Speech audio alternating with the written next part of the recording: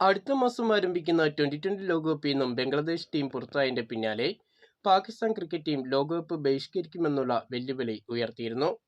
ലോകകപ്പിനുള്ള പാകിസ്ഥാൻ ടീമിനെ പ്രഖ്യാപിച്ചതിന് ശേഷമായിരുന്നു പാകിസ്ഥാന്റെ വെല്ലുവിളി. ഇപ്പോൾ പാകിസ്ഥാന്റെ നിലപാടുകൾ മാറി മറിഞ്ഞിരിക്കുകയാണ്.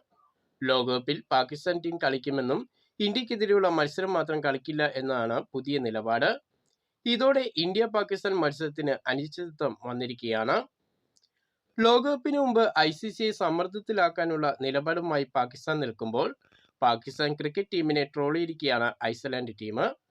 പാകിസ്ഥാൻ ലോകകപ്പിൽ നിന്നും പിന്മാറിയാൽ പാകിസ്ഥാന് പകരം ലോകകപ്പിൽ കളിക്കാൻ തങ്ങൾ തയ്യാറാണ് എന്നാണ് ഐസ്ലാൻഡ് ടീം അറിയിച്ചിരിക്കുന്നത്.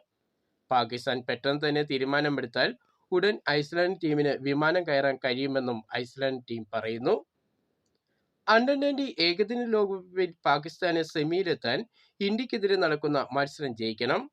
ഇതോടെ ഞായറാഴ്ച സിംബാബ്വേയിൽ നടക്കുന്ന ഇന്ത്യ-പാകിസ്ഥാൻ മത്സരം ഏറെ ആവേശത്തിലാകും. ലോകകപ്പിൽ എല്ലാ മത്സരങ്ങളും ജയിച്ചു നിൽക്കുന്ന ഇന്ത്യ മുന്നിലാണ്.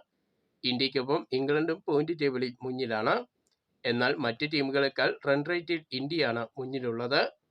പാകിസ്ഥാനെ സംബന്ധിച്ച് റൺ റേറ്റിലും അവർ പിന്നിലാണ്.